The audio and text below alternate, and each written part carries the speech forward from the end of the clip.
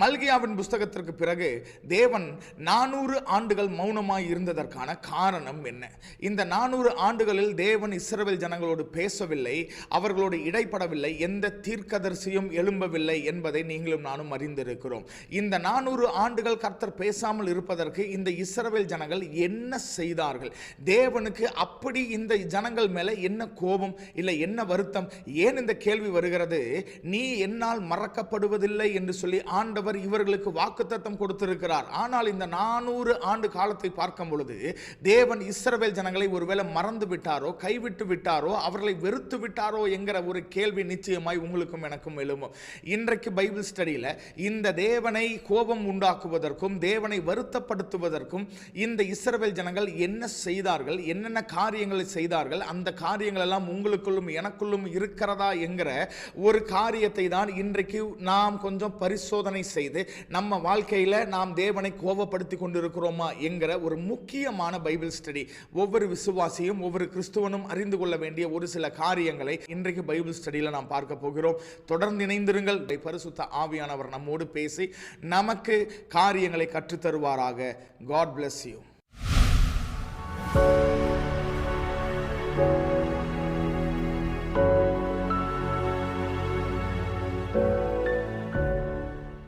தேவனை சேவிப்பது விருதா? அவருடைய கட்டளைகளை கை கொள்ளுகிறதுனாலும் சேனைகளின் கர்த்தருக்கு முன்பாக துக்கித்து நடக்கிறதுனாலும் என்ன பிரயோஜனம்? இந்த வார்த்தைகளை இஸ்ரவேல் ஜனங்கள் தேவனை பார்த்து கேட்கிறார்கள். தேவனை சேவிப்பது விருதா? தேவனை சேவிப்பதனால் என்ன பிரயோஜனம்? விருதா அப்படின்னா வேஸ்ட். என்ன பிரயோஜனம் அப்படின்னா என்ன யூஸ் அப்படின்னா யூஸ்லெஸ். அப்போ தேவனை ஆராதிப்பதும் தேவனுக்கு உண்மையாக இருப்பதும் பிரயோஜனமே இல்லை. That is a total waste of time, useless என்று இந்த இஸ்ரவேல் ஜனங்கள் தேவனை பார்த்து இவ்வளவு துணிகரமாக, இவ்வளவு தைரியமாக அவர்களுடைய தேவனை பார்த்து சொல்லுவதற்கான காரணம் என்ன என்று நாம் புரிந்து கொள்ளணும். அப்படின்னா இந்த மல்கியா புஸ்தகத்தின் பின்னணியை நாம் முதலாவது புரிந்து கொள்ளணும். வேகமாய் அந்த பின்னணியை பார்த்துவிட்டு பின்பதாக இந்த ஜனங்களிடத்தில் ஆண்டவர் 400 ஆண்டுகள் பேசாமல் மௌனமாய் இருந்ததற்கான காரணம் என்ன என்று சொல்லி நம்ம பார்க்கலாம். இந்த நேபுகாத்நேசார், பாபிலோன் ராஜாவாகிய நேபுகாத்நேசார் எருசலேமில் வந்து தேவாலயத்தை இடித்து எல்லா ஜனங்களையும் சிறைப்பிடித்து 70 ஆண்டுகள் பாபிலோன் தேசத்திற்கு கொண்டு போகிறார். இப்போ 70 ஆண்டுகளுக்கு பிறகு இந்த ஜனங்கள் மீண்டும் எருசலேமுக்கு அதை சுற்றி இருக்கிற பட்டணங்களுக்கு குடியேறுகிறார்கள். அங்க வந்ததற்கு பிறகு இந்த ஜனங்களுக்குள்ள பெரிய ஒரு லைஃபை குறித்தும் தேவனை குறித்தும் வாழ்க்கையை குறித்தும் தேவனை குறித்தும் பெரிய ஒரு டிசப்பாயின்மெண்ட், ஒரு ஏமாற்றம், ஒரு விரக்தி இருந்தது. ஆனால் அவர்கள் தேவாலயத்தை கட்டினார்கள். இப்போ இந்த சந்ததி தேவாலயத்தை கட்டுகிறார்கள். இப்போ மல்கியாவில் நம்ம வாசிக்கிற ஒரு ஜனங்க இருக்காங்க பாருங்களேன், அவங்க வந்து இவர்களுக்கு அடுத்த சந்ததி, தி நெக்ஸ்ட் ஜெனரேஷன். முதலாவது சந்ததி சிறையிருப்பிலிருந்து மீண்டும் எருசலேமுக்கு வந்து தேவாலயத்தை கட்டி அங்க இருக்கிறாங்க. ஆனால் மல்கியாவின் புஸ்தகத்தில் வாசிக்கிற ஜனங்கள் இந்த சந்ததிக்கு அடுத்த சந்ததி என்று சொல்லி புரிந்து கொள்ளணும். சோ அந்த முதல் சந்ததிக்கும் மல்கியாவில் இருக்கிற ஜனங்களுக்கும் இடைப்பட்ட காலம் 100 ஆண்டுகள். இப்போ இந்த 100 ஆண்டுகள்ல இந்த இரண்டாவது சந்ததி தேவனை பார்த்து துணிகரமாய் சொல்லுகிற வார்த்தை என்ன? உம்மை சேவிப்பது விருதா, உம்மை சேவித்து உமக்கு உண்மையாய் இருப்பதனால ஒரு பிரயோஜனமும் இல்ல ஆண்டவரே என்று சொல்லுவதற்கு காரணம் என்ன தெரியுமா?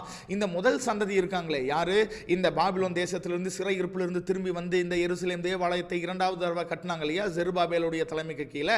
அவர்கள் அவருடைய வாழ்க்கையை குறித்தும் அவர்களுடைய தேவனை குறித்தும் பெரிய ஒரு டிசப்பாயின்மெண்ட், ஏமாற்றத்தில், விரக்தியில் இருந்தார்கள். அதனால அவங்க என்ன பண்ணலன்னா அடுத்த சந்ததிக்கு, அதாவது அவர்களுடைய பிள்ளைகளுக்கு தேவன் எவ்வளவு நல்லவர், எவ்வளவு கிருபை உள்ளவர், எப்படி நடத்தினார் என்று சொல்லுவதற்கு தவறிவிட்டார்கள். இன்றைக்கு பெற்றோர்களாகிய உங்களுக்கும் எனக்கும் இது ஒரு பெரிய ஒரு பாடம்.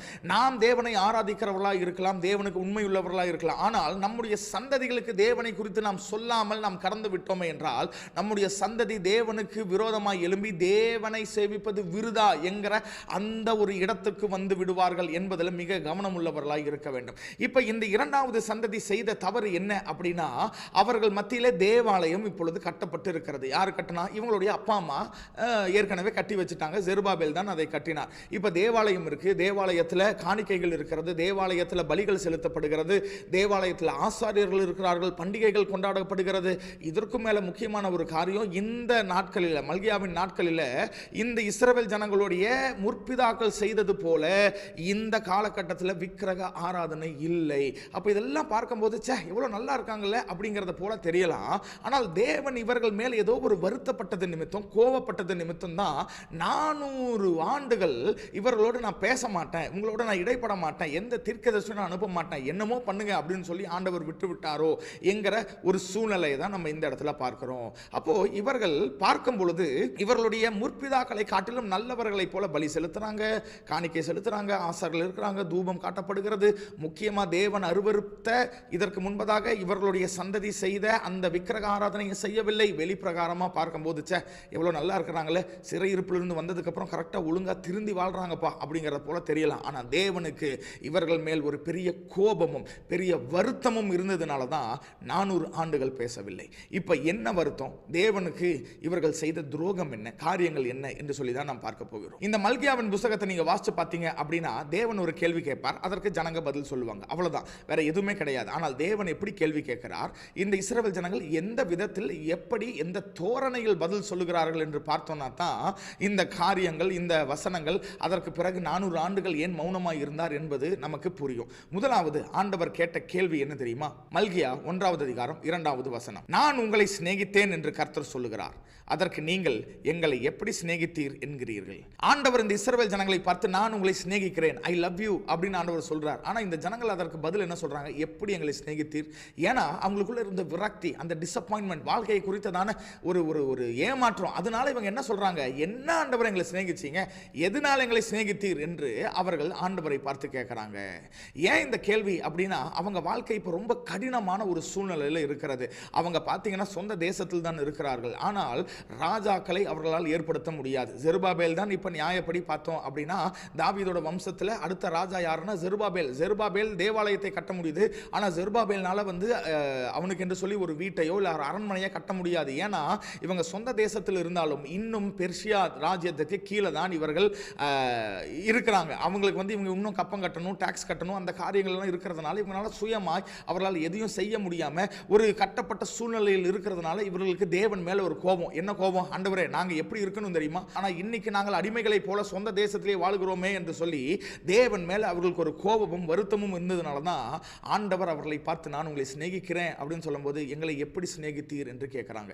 இன்னைக்கு நீங்களும் நானும் கூட இந்த மாதிரி ஒரு சூழ்நிலையில, பிரச்சனையில, போராட்டத்தில், அவமானத்தில், வியாதியில, நிந்தனையில இருக்கும் பொழுது நாம் பேசுகிற வார்த்தைகள் மிக கவனமாக இருக்க வேண்டும். ஆண்டவர் நம்மை பார்த்து ஒருவேளை நான் உன்னை சிநேகிக்கிறேன் என்று சொன்னா, ஆமா ஆண்டவரே, I know that you love me.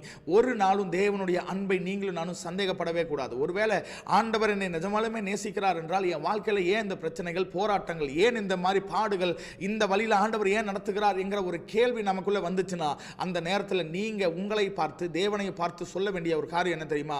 ஆண்டவரே, I know that you love me. நீர் என்னை நேசிக்கிறீர் என்பதை நான் அறிந்திருக்கிறேன். நீர் என்னை நேசிக்கிறதுனால தான் இந்த பாதையில நான் கொண்டு போறீங்க ஆண்டவரே. நீர் என்னை நேசிக்கிறதுனால தான் இவ்வளவு பிரச்சனைகள், போராட்டங்கள், அவமானங்கள், துக்கங்கள், வேதனைகள், வியாதிகள் எல்லாம் இருக்கு ஆண்டவரே. I know that you love me. ஒருவேளை பிசாசு உங்களுக்குள்ள கேட்கலாம், ஆண்டவர் உன்னை நேசித்தால் ஏன் இந்த பிரச்சனை? இல்ல, அவனை பார்த்து சொல்லுங்க, ஆண்டவர் என்னை நேசிக்கிறார். ஏற்ற காலத்தில் என் சூழ்நிலைகள் மாறும், ஏற்ற காலத்தில் காரியங்களை கர்த்தர் வாய்க்க பண்ணுவார், நிச்சயமாய் என்னை உயர்த்துவார், மகிமைப்படுத்துவார், கர்த்தருக்காக சாட்சியாய் நிற்பேன்னு நீங்க சொல்லுங்க. உங்களை பார்த்து நீங்க சொல்ல வேண்டியது, கர்த்தர் என்னை நேசிக்கிறார். என் சூழ்நிலை எந்த அளவுக்கு மோசமா இருந்தாலும் பரவாயில்ல, கர்த்தர் என்னை நேசிக்கிறார். அதுல எந்த சந்தேகமும் உங்களுக்கும் எனக்கும் வேண்டாம்.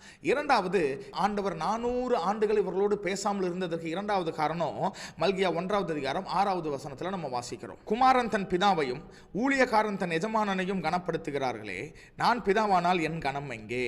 நான் எஜமானன் என்றால் எனக்கு பயப்படும் பயம் எங்கே? தேவாலயம் இருக்கு, ஆராதனை இருக்கு, எல்லாம் இருக்கு. ஆனா தேவாலயத்திலையும் இந்த இஸ்ரவேல் ஜனங்களுடைய வாழ்க்கையிலையும் தேவனுக்கு கொடுக்க வேண்டிய கனத்தை கொடுக்கல, தேவனுக்கு பயப்பட வேண்டிய பயம் அவங்களுடைய வாழ்க்கையில இல்லை. இன்றைக்கு நம்ம கூட அநேக நேரத்தில் அப்படிதான் இருக்கிறோம். ஒருவேளை கிறிஸ்தவர்கள் என்றால் ஞாயிற்றுக்கிழமை அப்படியே சர்ச்சுக்கு போகணும், மீதி 6 நாள் நம்ம இஷ்டம் போல நம்ம உலகத்தில் என்ன காரியங்கள், என்ன பாவம் வேணாலும் செஞ்சுக்கலாம். நான் சர்ச்சுக்கு போறதுனால நான் கர்த்தருக்கு பயப்படுறேன் அப்படின்னா இல்லை. நம்ம அன்றாட வாழ்க்கையில கர்த்தருக்கு பயப்பட்டு கர்த்தரை நம்முடைய அன்றாட வாழ்க்கையில கனம் பண்ணுவதற்கு நாம் கற்றுக்கொள்ள வேண்டும். இன்றைக்கு சபைகளில் அநேக காரியங்கள் இருக்கிறது, ஆனால் the one thing that is missing in today's church is the fear of God. கர்த்தருக்கு பயப்படுகிற பயம் இன்றைக்கு விசுவாசிகளுக்குள்ள இல்லை. கர்த்தருக்கு பயப்படுகிற பயம் இன்றைக்கு ஊழியர்களுக்குள்ள இல்லை. அதனால தான் சபைகளில் பார்த்தீங்கன்னா இன்றைக்கு துருபதேசம் பயங்கரமாக இருக்கிறது. கடந்த நாட்களில் ஒரு வீடியோவை பார்த்தேன். ஒரு பிரதர் நல்லா அருமையாக பேசிட்டு இருக்கிறார். ஆனால் என்ன சொல்றாரு, இயேசு கானா ஊர் கல்யாணத்தில் மதுபானத்தை ஊத்தி கொடுத்தாரு அப்படின்னு சொல்றார். லிட்ரலி இப்படியே சொல்றார், மதுபானத்தை ஊத்தி தானே கொடுத்தாரு. அப்ப மதுபானத்தை அந்த வைனை ஊத்தி கொடுத்தது யாருன்னா இயேசுவே குடிக்க சொல்றாரு. அதனால குடிக்கிறது தப்பு இல்லை அப்படின்னு சொல்லி யூடியூப்ல அவர் பேசி கொண்டிருக்கிறார். நான் யோசிச்சேன், ஆண்டவர் எவ்வளவு பரிசுத்தமானவர், எவ்வளவு உண்மை உள்ளவர், அதற்கு பின்னாடி எவ்வளவு பின்னணி இருக்கு, அதெல்லாம் எதுவுமே தெரியாம ஆண்டவர் தான் ஊத்தி கொடுக்கிறாருன்னு சொல்லி பொது இதுல, அதாவது யூடியூப்ல இவ்வளவு தைரியமா ஒரு ஆள் பேச முடியும் அப்படின்னா என்ன பயம் இருக்கு? இன்றைக்கு சபைகள்ல, ஊழியத்தில், விசுவாசிகளுடைய குடும்பத்தில், நம்முடைய வீட்டில், நம்முடைய பர்சனல் லைஃப்ல கர்த்தருக்கு பயப்படுகிற பயம் எங்கே என்று சொல்லி ஆண்டவர் இஸ்ரவேல் ஜனங்களில் அவர்களை பார்த்து மல்கியாவின் புஸ்தகத்தில் மட்டும் கேட்கல, இன்றைக்கு இந்த வீடியோவை பார்த்து கொண்டிருக்கிற உங்களையும் என்னையும் பார்த்து கேட்கிறார். உங்க வாழ்க்கையில கர்த்தருக்கு பயப்பட்டு, நம்முடைய வாழ்க்கையில கர்த்தருக்கு அர்ப்பணித்து, ஒவ்வொரு நாளும் கர்த்தரை கனம் பண்ணவும், கர்த்தருக்கு பயந்து நடக்கவும் நம்மை அர்ப்பணிப்போம். நிச்சயமாய் கர்த்தர் நம்மை ஆசீர்வதித்து உயர்த்துவார். மூன்றாவது, இந்த இஸ்ரவேல் ஜனங்கள்கிட்ட ஆண்டவர் 400 ஆண்டுகள் பேசாம தூரமா இருந்ததற்கு காரணம் என்ன அப்படின்னா 1வது அதிகாரம் 7வது வசனத்துல நம்ம வாசிக்கிறோம். என் பலிபீடத்தின் மேல் அசுத்தமான அப்பத்தை படைக்கிறதுனாலேயே என்று சொல்லுகிறார். இதுக்கு முந்தின வசனத்தில் ஆண்டவர் சொல்லுவார், நீங்க என்னை அசட்டை பண்ணுகிறீர்கள். அதற்கு ஜனங்க, நாங்க எப்படி உங்களை அசட்டை பண்றோம் அப்படின்னு கேட்கறது தான் ஆண்டவர் இங்க பதில் சொல்றார். என்னுடைய பீடத்தின் மேல நீங்க அசுத்தமான அப்பத்தை படைக்கிறதுனாலேயே அப்படின்னு சொல்றார். அதற்கு ஜனங்க என்ன தெரியுமா பதில் சொன்னாங்க? அடுத்த வசனத்தை பாருங்க. ஆனாலும் உம்மை எதனாலே அசட்டைப்படுத்தினோம் என்கிறீர்கள்.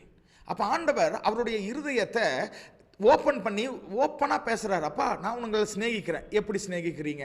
நீங்கள் எனக்கு கொடுக்க வேண்டிய கனத்தையே கொடுக்க மாட்டீங்க. என்ன நீங்கள் ரொம்ப இதாக நடத்துறீங்கன்னா நான் உங்களை என்ன அசட்டை பண்ணணும்? அதுக்கு தான் ஆண்டவர் சொல்கிறாரு, என்னுடைய பீடத்தின் மேல் நீங்கள் அசுத்தமானதை கொண்டு வந்து கொடுக்குறீங்கப்பா, நீங்கள் கொடுத்தா பெஸ்ட்டாக கொடுங்க, இல்லைனா கொடுக்கவே வேண்டாம் அப்படின்னா அதுக்கு ஜனங்க என்ன சொல்கிறாங்க? நாங்கள் உங்களை எப்படி திருப்பி அசட்டை பண்ணணும் அப்படின்னு சொல்லி திரும்ப திரும்ப ஆண்டவரோடு இவங்க வாக்குவாதம், தர்க்கம் பண்ணுகிறதை போல தான் இந்த இடத்துல நம்ம பார்க்கிறோம். இதற்கு பின்னாடி வர பாயிண்ட் எல்லாம் பார்த்தா இன்னும் ரொம்ப மோசமா இவர்கள் கர்த்தரிடத்தில் பேசுகிறார்கள் என்பதை நாம் பார்க்க முடியும். ஆண்டவர் சொல்லுகிறார், என் பீடத்தின் மேல் அசுத்தமான அப்பத்தை கொண்டு வருகிறீங்களே அப்படின்னு ஆண்டவர் சொல்றார். அப்ப ஆண்டவர் என்ன எதிர்பார்க்கிறாரு? ஆண்டவருக்கு கொடுத்தா பெஸ்ட்டை கொடுக்கணும். இன்றைக்கு நம்ம வாழ்க்கையில எதை கொடுத்தாலும் ஆண்டவருக்கு பெஸ்ட்டா கொடுக்கணும். ஒருவேளை ஜெபம் பண்றோமா, இல்ல பைபிள் வாசிக்கிறோமா அப்படின்னா எந்த நேரத்தில், ஏன்னா God wants the best of us, நம்மளுடைய பெஸ்டான நேரத்தை தான் ஆண்டவர் எதிர்பார்க்கிறார். எல்லா வேலையும் செஞ்சு முடிச்சுட்டு ஃப்ரீயா இருக்கோம், ஓகே இப்ப ஜெபம் பண்ணலாம் அப்படிங்கிறதல்ல. காலையில் எந்திரிச்ச உடனே முதல் நேரத்தை ஆண்டவரை நான் உமக்கு தரேன், ஆண்டவரே என்னுடைய வாலிப நாட்களில் நான் உண்மை தரேன். ஏன்னா ஒரு மனுஷனுடைய வாழ்க்கையில் பெஸ்ட் பிரைம் டைம் எது அப்படின்னா அவனுடைய வாலிப நாட்கள். வாலிப நாட்களில் பாவம் அது இது எல்லாத்தையும் செஞ்சு முடிச்சுட்டு வயசாகி ரிட்டையர் ஆனதுக்கப்புறம் நான் ஊழியத்துக்கு வரேன், ரிட்டையர் ஆனதுக்கப்புறம் நான் சபையில் பெருக்கிறேன் கூட்டுறேன் அப்படின்னா that is not the best time. ஆனால் இந்த வயதானவர்கள் இப்படி செய்கிற அவங்களை நான் குறை சொல்லலை, அவங்களுடைய சூழ்நிலை அவங்க அப்படி செய்கிறாங்க. பட் இன்றைக்கு இந்த வீடியோவை பார்த்து கொண்டிருக்கிற ஒரு சில வாலிபர்கள் நீங்கள் இருப்பீங்கன்னா இன்றைக்கு ஆண்டவரை பார்த்து சொல்லுங்கள், ஆண்டவரே என்னுடைய வாழ்க்கையுடைய பெஸ்ட் டைம் இதுதான், இந்த டைம்ல நான் உம்மை தேடுறேன், இந்த டைம்ல நான் உமக்காக காரியங்களை செய்கிறேன், இந்த டைம்ல ஆண்டவரை நான் உமக்காக கிரியை செய்ய பிரயாசப்படுறேன்னு சொல்லி நம்முடைய பெஸ்ட்டை ஆண்டவருக்கு கொடுக்க நாம் பிரயாசப்படும் போது மட்டும்தான் கர்த்தர் நம்மை ஆசீர்வதிப்பார். நான்காவதாக, ஆண்டவர் 400 வருடங்கள் இஸ்ரவேல் ஜனங்களை விட்டு தூரம் போய் பேசாம மௌனமாக இருந்ததுக்கு காரணம் 2வது அதிகாரம் 17வது வசனத்தில் நம்ம வாசிக்கலாம். உங்கள் வார்த்தைகளினாலே கர்த்தரை வருத்தப்படுத்துகிறீர்கள், ஆனாலும் எதினாலே அவரை நாங்கள் வருத்தப்படுத்துகிறோம் என்கிறீர்கள். ஆண்டவர் ஜனங்களை பார்த்து, ஏப்பா நீங்க பேசுற வார்த்தை என்னை வருத்தப்படுத்துகிறது, அந்த வார்த்தை என்னை துக்கப்படுத்துது, என்னை ஹர்ட் பண்ணுதுன்னு சொல்றாரு. இந்த ஜனங்க கொஞ்சமாவது உணர்வு உள்ளவர்களா என்ன சொல்லிருக்காங்க? ஐயோ சாரி ஆண்டவரே, தெரியாம கோபத்தில் அப்படிதான் பேசியிருந்தா பரவாயில்ல. இவங்க என்ன சொல்றாங்க? எதனால உண்மை வருத்தப்படுத்தணும்? அப்படி என்ன நாங்க தப்பா பேசிட்டோம்? நாங்கள் எங்கள் வாழ்க்கையில் நடக்கிறதான சொல்கிறோம் அப்படிங்கிற அளவுக்கு அவ்வளவு துணிகரமாக, அவ்வளவு தேவனை பார்த்து அவ்வளவு அசட்டை பண்ணுகிறதை போல இவங்க பேசுகிறாங்க பாருங்களேன். இன்றைக்கு அவர்கள் மாத்திரமல்ல, நாம் கூட அநேக நேரத்தில் கர்த்தரை வருத்தப்படுத்துகிற வார்த்தைகளை பேசுகிறோம். சபைக்கு போய் என்னத்தை கண்டேன், ஜபம்னு ஜபத்துக்கு போய் நான் என்னத்தை கண்டேன், இந்த ஆண்டவரை நம்பி என் வாழ்க்கையில் என்ன மாறிடுச்சு, இன்னும் அப்படியே தான் இருக்குது என்று சொல்லி ஆண்டவர் ஒரு பாதையில், குறிப்பிட்ட பாதையில் நடத்தி சொல்லும் போது நீங்களும் நானும் பேசுகிற வார்த்தைகளில் மிக கவனம் உள்ளவர்களாய், மிக எச்சரிக்கை உள்ளவர்களாக இருக்கணும். ஏன்னா நம்ம பேசுகிற வார்த்தைகள் கர்த்தரை துக்கப்படுத்திடக்கூடாது. நீங்கள் நான் கர்த்தருக்கு விரோதமாய் பேசாமல் இருக்கிறோம் அப்படின்னா நிச்சயமாக ஏற்ற காலத்தில் ஆண்டவர் அவர் நமக்கு கொடுத்திருக்கிற வாக்குத்தத்தங்களை நிறைவேற்றுவார். நீங்கள் கடினமான பாதையில் போகிறது உண்மைதான், உங்கள் வாழ்க்கையில் பிரச்சனைகள் போராட்டங்களை சந்திப்பது உண்மைதான். ஆனால் அந்த நேரத்தில் உங்கள் வாயை உங்கள் நாவை நீங்கள் காத்துக்கொள்வது மிக மிக நீங்கள் செய்ய வேண்டிய ஒரு முக்கியமான காரியம் என்பதை மறந்து விடாதீர்கள். மனம் பதறி ஒரு காரியத்தையும் கர்த்தருக்கு விரோதமாக அவருடைய காரியங்களுக்கு விரோதமாய் பேசாதபடிக்கு ஆண்டவரை எங்களை விலக்கி பாதுகாப்பீராக. நாங்கள் ஆண்டவரை ஒருவேளை டென்ஷனில், ஒரு டிப்ரெஷனில், விரக்தியில் ஆண்டவரை ஒரு சில காரியங்களை நாங்கள் மனுஷங்கிட்ட அப்படியே பேசிடுறோமோ அந்த மாதிரி நாங்கள் உங்ககிட்ட பேசாதபடிக்கு உம்மை நாங்கள் கனப்படுத்தி உம்மை நாங்கள் ஆண்டவரை வைக்க வேண்டிய இடத்துல வைத்து அசட்டை பண்ணாதபடிக்கு எங்கள் நாவை பாதுகாப்பீராக என்று சொல்லி நம்ம ஜெபிப்போம். கர்த்தர் நிச்சயமாய் பெரிய காரியங்களை செய்வார். அடுத்தது 5ஆவதாக, ஆண்டவர் இந்த ஜனங்களை விட்டு ரொம்ப தூரம் போய் 400 ஆண்டுகள் இவர்களோடு பேசாமல் இருந்ததுக்கு காரணம் என்ன தெரியுமா? மல்கியா 3ஆவது அதிகாரம் 7ஆவது வசனம். நீங்கள் உங்கள் பிதாக்களின் நாட்கள் தொடங்கி என் கட்டளைகளை கை கொள்ளாமல் அவைகளை விட்டு விலகி போனீர்கள். என்னிடத்திற்கு திரும்புங்கள், அப்பொழுது உங்களிடத்திற்கு திரும்புவேன் என்று சேனைகளின் கர்த்தர் சொல்லுகிறார். அப்ப தேவன் இவர்கள் மேல் வருத்தப்பட்டு கோபப்பட்டு 400 வருஷம் பேசாமல் இருந்ததற்கு அடுத்த காரணம் என்ன தெரியுமா? இவங்க தேவனுடைய கட்டளைகளை கீழ்ப்படியவே இல்லை. ஆனா கர்த்தர் அதோட நிறுத்தல. அதுக்கப்புறம் ஆண்டவர் ஒரு காரியத்தை சொல்றாரு, அப்பா நீங்க என்னிடத்தில் திரும்புங்க, நான் உங்களிடத்தில் திரும்புறேன். நீங்க ஒரு ஸ்டெப் எடுத்து நீங்க வாங்க, நான் உங்களிடத்தில் நான் திரும்ப வரேன் என்று சொல்லுகிறார். நியாயமா இருந்த அந்த ஜனங்க என்ன பண்ணியிருக்கணும்? அப்படியே ஆண்டவரே, ஐயோ சாரிப்பா, இத்தனை நாள் ஏதோ ஒரு பாவத்தில் இல்லை ஏதோ ஒரு யோசனையில் நாங்கள் உங்கள் கட்டளைகள் மீறிட்டோம், இனிமேல் நாங்கள் வரோம் ஆண்டவரே, நாங்கள் ஒரு ஸ்டெப் எடுத்துக்கிறோம், நீங்களும் எங்கள் கிட்ட வாங்கன்னு கூப்பிட்டுருக்கணும் இல்லையா? ஆனால் இந்த ஜனங்க என்ன சொல்றாங்க பாருங்க, அதே வசனத்தில் கீழே, நாங்கள் எந்த விஷயத்தில் திரும்ப வேண்டும் என்கிறீர்கள். பார்த்தீங்களா? ஆண்டவர் சொல்றாரு, நான் உங்களை சிநேகித்தேன். என்ன சிநேகிச்சீங்க? நீங்கள் என்ன அசட்டை பண்ணுறீங்க. நான் எதில் உங்களை அசட்டை பண்ணினேன்? உங்கள் வார்த்தைகள் என்னை துக்கப்படுத்துகிறது. என்ன எங்களுடைய வார்த்தை உங்களை துக்கப்படுத்துது? அடுத்தது ஆண்டவர் இங்கே சொல்கிறாரு, நீங்கள் ஒரு ஸ்டெப்பு நீங்கள் எடுத்து வைங்கப்பா, நீங்கள் என்ன இடத்துல திரும்புங்க, நான் உங்களிடத்தில் திரும்புகிறேன். அப்படின்னா நாங்கள் எதில் எந்த விஷயத்தில் திரும்பணும்? எந்த விஷயத்தில் திரும்பணும்னு ஆண்டவர் இந்த வசனத்திலே சொல்லிட்டார்ல. என்ன சொன்னார்? நீங்கள் என்னுடைய கட்டளைகளை கை கொள்ளாமல் இருக்கிறீங்க. ஸோ கட்டளைகளை கை கொள்வதற்கு நீங்கள் பிரயாசப்படுங்கன்னு ஆண்டவர் தெளிவாக சொல்கிறார். ஆனாலும் ஆண்டவரை பார்த்து அசட்டை பண்ணுகிற விதமாய் எந்த விஷயத்தில் நாங்கள் திரும்பணும் நீங்க சொல்லுங்க அப்படிங்கிற அளவுக்கு இவங்க சொல்றாங்க. இப்ப பாருங்க, இந்த இடத்துல நீங்களும் நானும் புரிந்து கொள்ள வேண்டியது என்னன்னா, இப்ப தேவாலயம் இருக்கு, ஏற்கனவே சொன்ன பிரகாரம் தேவாலயம் இருக்கு, ஆராதனை இருக்கு, பலிகள் இருக்கிறது, தூபம் காட்டப்படுகிறது, காலையும் மாலையும் ஆடை வெட்டி தேவனுக்கு பலி செலுத்துறாங்க, பண்டிகைகள் கொண்டாடப்படுகிறது, எல்லாம் கரெக்டா நடக்குது. ஆனாலும் கர்த்தர் இவர்களை பார்த்து நீங்க என் கட்டளைகளை கை கொள்ளவில்லை என்று சொல்லி அவர்களுக்கு மேல ஒரு குற்றச்சாட்டை வைக்கிறார். இன்றைக்கு இருக்கிற சமுதாயத்திலையும் இன்றைக்கு இருக்கிற கிறிஸ்துவம் அப்படிதான் இருக்கு. சபைகள் இருக்கிறது, ஆராதனைக்கு பஞ்சம் இல்லை, வார்த்தைகளுக்கு பஞ்சம் இல்லை, வர்ஷிப் கான்சர்ட் என்ன, இது என்ன, அது என்ன, எல்லாம் நடக்குது. ஆனால் இன்றைக்கு சபைகள் தவறிவிட்ட ஒரு காரியம் என்னவென்றால், தேவனுடைய கட்டளைகளுக்கு நமக்கு விருப்பம் இருக்கோ இல்லையோ, we have to obey God's law. ஆண்டவர் சொன்ன காரியத்தை உங்களுக்கு விருப்பம் இருக்கோ இல்லையோ, இதுதான் ஆண்டவருடைய சட்டம், இதுதான் தேவ வார்த்தை, இதற்கு நான் கீழ்ப்படியவேன். இன்றைக்கு ஒருவேளை உங்க வாழ்க்கையில, உங்க பர்சனல் லைஃப்ல, உங்க ஃபேமிலியில நீங்க as a family ஆண்டவருக்கு விரோதமாய், ஆண்டவருடைய கட்டளைகளுக்கு விரோதமாய் ஏதாவது செஞ்சுட்டு இருக்கோம், இல்ல துணிகரமாய் பாவத்தில் இருக்கிறோம், நான் இன்னைக்கு அர்ப்பணிங்க ஆண்டவரே, உங்க கட்டளைகளுக்கு நாங்க கீழ்ப்படிகிறோம் ஆண்டவரே.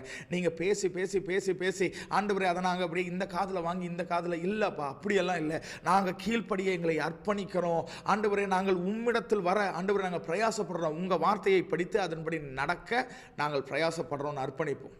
கர்த்தர் நிச்சயமாய் பெரிய காரியங்களை செய்வார். அடுத்ததாக இந்த ஜனங்கள் தேவனை கோபப்படுத்தினது எப்படின்னா, 3ஆவது அதிகாரத்தின் 13ஆவது வசனம். நீங்கள் எனக்கு விரோதமாய் பேசின பேச்சுகள் கடினமாய் இருக்கிறது என்று கர்த்தர் சொல்லுகிறார்.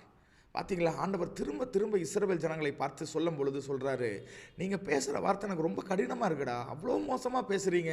அப்ப ஆண்டவர் இருதயம் கடினப்படுற அளவுக்கு இவங்க எப்படி பேசியிருப்பாங்க யோசிச்சு பாருங்களேன். இந்த ஆண்டவர் விருதா, இவரை இது பண்றது வேஸ்ட், என்னென்ன வார்த்தைகள் பேசியிருப்பாங்க. ஆண்டவர் லிட்டரலா பார்த்தீங்கன்னா அவங்க கிட்ட கெஞ்சறாரு, டே நான் உங்களை சிநேகிக்கிறேன், என்ன நீங்க அசட்டை பண்றீங்க, எனக்கு நீங்க மரியாதை கொடுக்க மாட்டீங்க, அசுத்தமானவைகளை எல்லாம் எனக்கு நீங்க கொடுக்குறீங்க, நீங்க பேசுற பேச்சு எனக்கு விரோதமா ரொம்ப எனக்கு காயப்படுத்துது. இந்த இடத்துல சொல்ற, நீங்க எனக்கு விரோதமாய் பேசின பேச்சுகள் கடினமாய் இருக்கிறது என்று சொல்லி ஆண்டவர் சொல்லுகிறார். அப்ப ஆண்டவருடைய இருதயம் எந்த அளவுக்கு வேதனைப்பட்டிருந்தா ஆண்டவர் இப்படிப்பட்ட ஒரு வார்த்தையை ஒரு ஒரு மனுஷங்கிட்ட கெஞ்சற மாதிரி, நீ என்ன ரொம்ப ஹர்ட் பண்ற அப்படின்னு சொல்ற மாதிரி ஆண்டவர், அவருக்கு என்னங்க அவசியம்? ஒரு செகண்ட்ல அழிச்சிட்டு போயிருக்கலாமே, ஒரு செகண்ட்ல அவர் எல்லாத்தையும் ஒன்றும் வேணாம் அப்படின்னு தூக்கி விரிச்சிட்டு போயிருக்கலாமே. ஆனால் ஆண்டவர் பாருங்க மனுஷங்கிட்ட வந்து கெஞ்சுறார். நம்ம நினைக்கிறோம் இஸ்ரவேல் ஜனங்க கிட்ட தான் கெஞ்சுறாருன்னு. இல்லை, இன்றைக்கு God is talking to you and me. உங்களிடத்தில் என்னிடத்தில் தான் ஆண்டவர் பேசி கொண்டிருக்கார். உங்கள் வார்த்தைகள் கடினமாக இருக்கு, நீங்கள் நடக்கிற நடத்தை சரியில்லை, நீங்கள் என்னிடத்தில் திரும்ப வாங்க என்று சொல்லி ஆண்டவர் வித் அ ஹெவி ஹார்ட், ஒரு கனத்த இருதயத்தோடு ஆண்டவர் உங்களோடும் என்னோடும் பேசி கொண்டிருக்கிறார். இந்த வார்த்தைகளை நீங்கள் அசட்டை பண்ணாதபடிக்கு ஆண்டவரே நான் திரும்ப உங்களிடத்தில் வர ஆண்டவரே என்று அர்ப்பணிப்போம். அடுத்ததாக ஆண்டவர் 400 ஆண்டுகள் இவர்களை விட்டு பிரிந்து இவர்களோடு பேசாமல் மௌனமாக இருந்ததுக்கு காரணம் என்ன தெரியுமா? 3வது அதிகாரம் 14வது வசனம், ஏற்கனவே வாசித்த வசனம். தேவனை சேவிப்பது விருதா, அவருடைய கட்டளைகளை கைக்கொள்கிறதுனாலும் சேனைகளின் கர்த்தருக்கு முன்பதாக துக்கித்து நடக்கிறதுனாலும் என்ன பிரயோஜனம்? அவரை சேவிப்பது வேஸ்ட்டுங்க, ஒரு யூஸும் இல்லை, பிரயோஜனமே இல்லை அப்படின்னு அவர்கள் மாத்திரமல்ல, அநேக நேரத்தில் நீங்களும் நானும் கூட இருதயத்தில் யோசிக்கிறோம். சர்ச்சுக்கு போய் நம்ம என்னத்தை கண்டோம், ஜபத்துக்கு போய் நம்ம என்னத்தை கண்டோம் அப்படின்னு சொல்லி அநேக நேரத்தில் நமக்குள்ள அந்த ஒரு எண்ணம் வந்துடுது பாருங்களேன். வாழ்க்கை மாறாத போது, ஒரே பிரச்சனையை மீண்டும் மீண்டும் சந்திக்கும் போது நமக்குள்ள அந்த யோசனையோ அந்த சிந்தையோ நமக்குள்ளே வந்துடுது.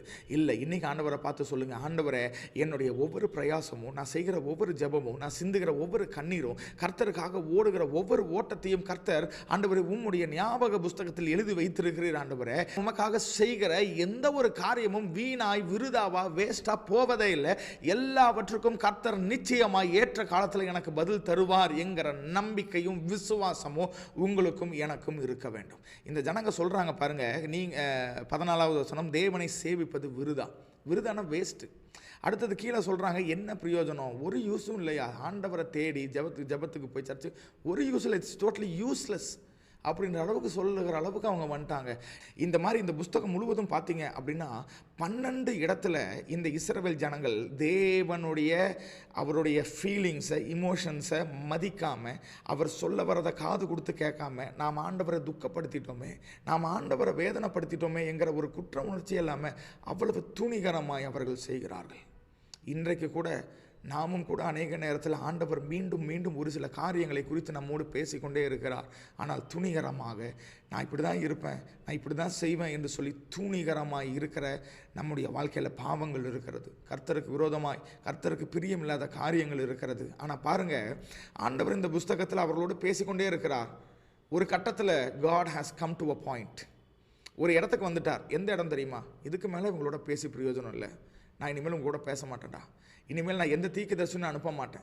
இதுக்கு முன்னாடி எல்லாம் ஆண்டவர் பார்த்தீங்கன்னா, இஸ்ரவேலை நான் உன்னை எப்படி மறப்பேன், இஸ்ரவேலை நான் உன்னை எப்படி கைவிடுவேன்னு சொல்லி தீர்க்கதரிசிகளாக அனுப்பி அனுப்பி அனுப்பி என்னிடத்துக்கு வாங்க, திரும்ப வாங்க, நான் உன்னை ஆசீர்வதிப்பேன், நான் உங்களை உயர்த்துவேன், யாக்கோபே நான் உன்னை எப்படி கைவிடுவேன்னு சொல்லிட்டு இருந்த ஆண்டவர் இந்த புஸ்தகத்திற்கு பிறகு he stopped completely. எல்லாவற்றையும் முற்றிலுமாக ஒரு ஃபுல் ஸ்டாப் வச்சு 400 வருஷம் கண்டுக்கவே இல்லை. ஏன் அப்படின்னா, இவங்களோட பேசி பிரயோஜனம் இல்லைங்கிற அளவுக்கு ஆண்டவர் வந்துட்டார். இன்றைக்கு அந்த இடத்துக்கு ஆண்டவர் நம்முடைய வாழ்க்கையில் வருகிற அளவிற்கு நாம் துணிகரமாக இருக்கக்கூடாது. ஆண்டவர் மீண்டும் மீண்டும் ஒரு காரியத்தை நம்மோடு பேசுகிறார்ல, ஒரு காரியத்தை விட்டுருன்னு ஆண்டவர் மீண்டும் மீண்டும் உங்களோடு என்னோடு ஆண்டவர் பேசி கொண்டிருக்கிறார்ல, இந்த காரியத்தை விட்டுரு, இதை விட்டு விலகி வந்துரு, இந்த காரியம் நமக்கு வேண்டாம், இந்த காரியம் குடும்பத்துக்கு வேண்டாம், இந்த காரியம் உன்னுடைய ஃபியூச்சருக்கு வேண்டாம் என்று சொல்லி ஆண்டவர் மீண்டும் மீண்டும் மீண்டும் மீண்டும் மீண்டும் மீண்டும் நம்மிடத்தில் கெஞ்சுகிறதை போல கெஞ்சி கொண்டிருக்கிறார், ஒவ்வொரு நாளும் ஒவ்வொரு வார்த்தையை கொண்டு. ஆனால் நீங்களும் நானும் துணிகரமாக ஆண்டவருக்கு விரோதமாக இல்லைன்னு இந்த ஜனங்களை போல பேசி கொண்டு இருந்தா, ஆண்டவர் நம்மோடும் பேசுவதை நிறுத்தி 400 வருடங்கள் நம்மை விட்டும் பிரிந்து செல்வதற்கு எச்சரிக்கையாக இருக்க வேண்டும் என்பதற்காக தான் இந்த புஸ்தகத்தில் ஆண்டவர் இந்த காரியங்களை எழுதி வைத்திருக்கிறார்.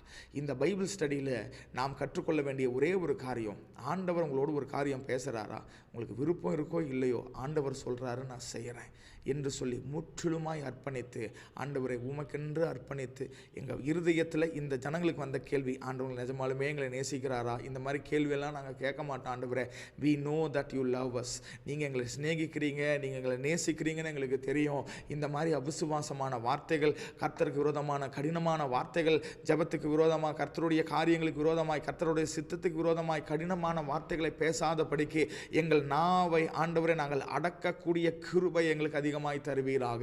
விசேஷமாக பிரச்சனைகள், போராட்டங்கள், அவமானங்கள், நிந்தைகள், வியாதியின் வழியாய் நம்ம போகும்போது நம்ம நாவை கவனமாய் நாம் பயன்படுத்த நாம் கற்றுக்கொள்வோம். நிச்சயமாக இந்த பைபிள் ஸ்டடி உங்களுக்கு பிரயோஜனமாக இருந்திருக்கும் என்று சொல்லி நான் விசுவாசிக்கிறேன். இந்த ஜனங்களுக்குள்ளே இருந்த அந்த துணிகரம் இன்றைக்கு சபைகளுக்குள்ளே இராதபடிக்கு நாம் ஜெபிப்போம். சபைகள் என்றால் ஏதோ ஒரு பாஸ்டர் வச்சு அந்த இடத்துல நடத்துகிறாரே, அது சபையில். புதிய ஏற்பாட்டில் நீங்களும் நானும் தான் சபை, நீங்களும் நானும் தான் சபை. இந்த சபையாகிய நீங்களும் நானும் இந்த காரியங்களை நாம் செய்யாதபடிக்கு, கர்த்தருக்கு அர்ப்பணித்து கர்த்தரை கோபப்படுத்தாதபடிக்கு, கர்த்தரை பார்த்து கேள்வி கேட்காதபடிக்கு, கர்த்தர் மேலே கோபப்பட்டு நாம் கர்த்தர் மேலே டிசப்பாயிண்ட் ஆகாமல் கர்த்தரை நம்பி ஓட, கர்த்தரை நம்பி ஜீவிக்க நாம் அர்ப்பணிப்போம். கர்த்தர் நிச்சயமாய் பெரிய காரியங்களை செய்வாராக. இந்த பைபிள் ஸ்டடி உங்களுக்கு பிரயோஜனமாக இருந்திருக்கும்னு விசுவாசிக்கிறேன். மீண்டும் கர்த்தருக்கு சித்தமானால் இன்னொரு பைபிள் ஸ்டடியில் நாம் இணையலாம். God bless you. Praise the Lord.